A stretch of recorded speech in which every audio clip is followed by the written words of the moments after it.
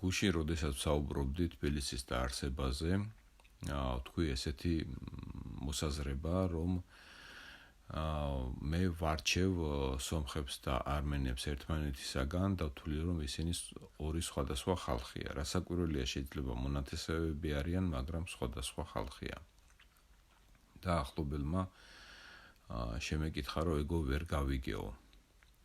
და ეხლა აგიხსნით მარტივად ასეთი რამ ჩვენს თვალწინ უკვე მოხდა აფხაზეთში, როდესაც ჩრდილოეთ კავკასიიდან ჩასახლებულმა ტომებმა შეცვალეს აფხაზების აზროვნება და ისინი გადაიქცნენ არტიკ ქართულ ძალად. მაშინ, როდესაც აფხაზები არიან ქართული ერის ნაწილი და თვითონ აფხაზებში ძალიან ბევრია, მაგალითად მე მყავს სანათესაოში ნათესავი მეგრელები, რომლის ბიძაშვილები არიან აფხაზებად გაზრდილები და პასპორტში აფხაზები უწერიათ. ანუ ხალხის აღრევით საბოლოო ჯამში მიიღეს ის, რაც სჭირდებოდათ. მე ვისაუბრე თბილისის დაარსებაზე.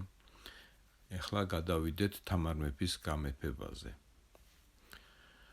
თამარ მეფის გამეფება, მე ვთვლი, რომ ეს იყო ძალიან დიდი შეცდომა და ძალიან დიდი ზიანი მიაყენა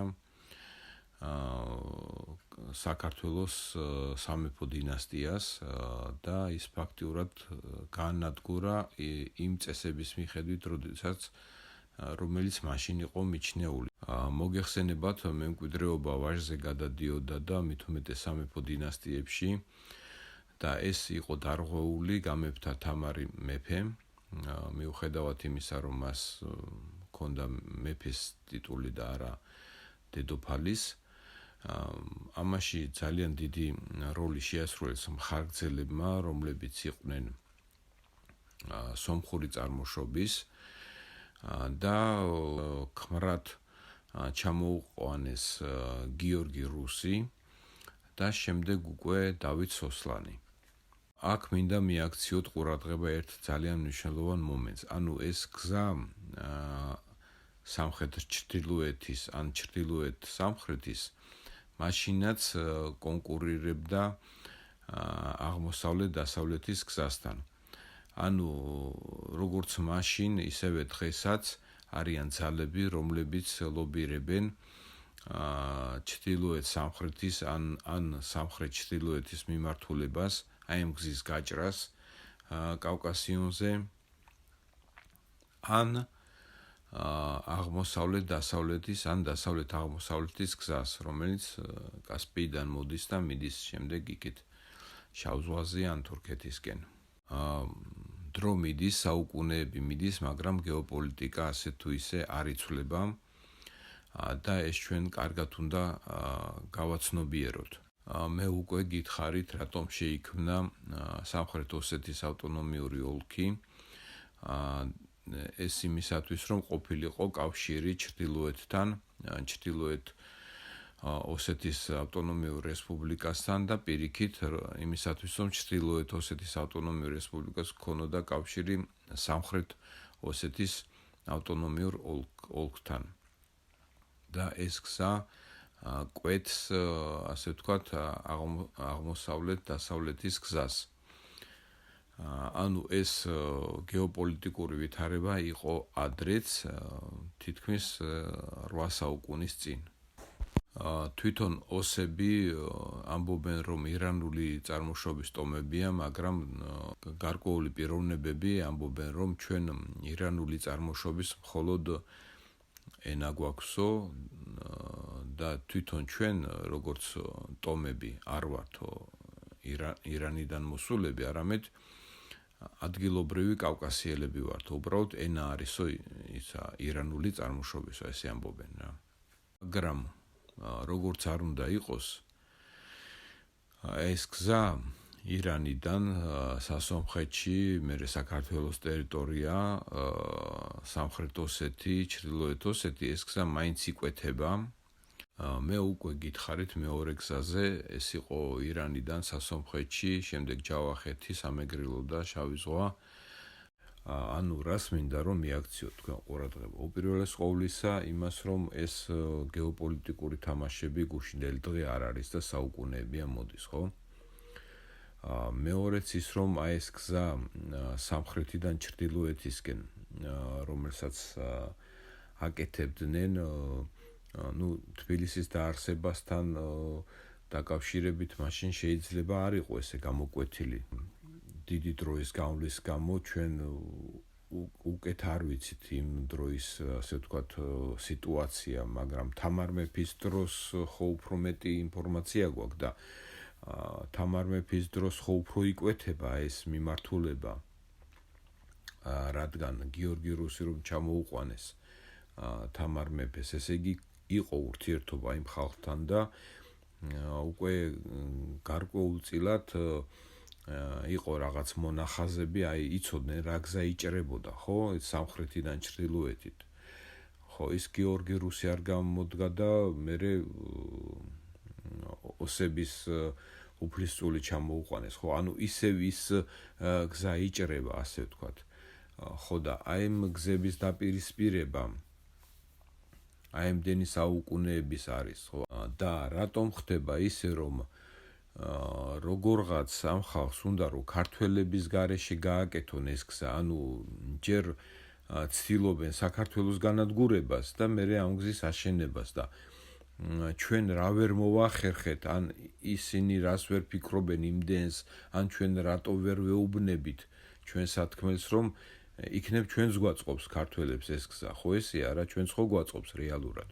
და რატომ ხდება ისე რომ აი მცდელობა არის რომ აი საქართველო დაშალონ, დაინაწილონ, ეს მარტო ევროპის ანუ ევროპული იმპერიების იდეაა, რომ დაუშვათ აი მე აგიხსენით ხო აფხაზეთის თაობაზე, რომ აფხაზეთი უნდა ინგლისს რომ გავიდეს ჩრდილოეთ კავკასიიდან კასპიის ზღვამდე და აფხაზეთის გამოსულმანებას არაფერი არ უდგას წინ, თუ აფხაზეთი არ დაუბრუნდა საქართველოს, აფხაზეთი აღარ იქნება უბრალოდ.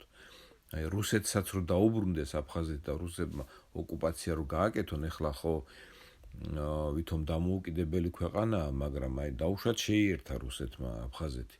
არ უშველის ეს, არ უშველის აფხაზეთი და იქნება ისეთივე რესპუბლიკა, როგორიც არის ჩრდილოეთ კავკასიაში ჩვეულებრივი მუსულმანური რესპუბლიკა. ეხლა მე არაფერი საწინააღმდეგო არ მაქვს მუსულმანების წინააღმდეგ, მაგრამ მე ვამბობ იმას, როგორც არის და როგორც იქნება, ჩემი ხედვით. ამიტომ რატომ ხდება ისე, რომ ჩვენ ქართველები ვერ ვახერხებთ ხალხთან დალაპარაკებას, რომ მოდით ერთად ვაკეთოთ ეს გზა, სამხრეთიდან ჩრდილოეთისკენ იქნება თუ აღმოსავლეთიდან დასავლეთის იქნება, შენ რატო ფიქრობ ამ გზის გაკეთებას უჩემოდ?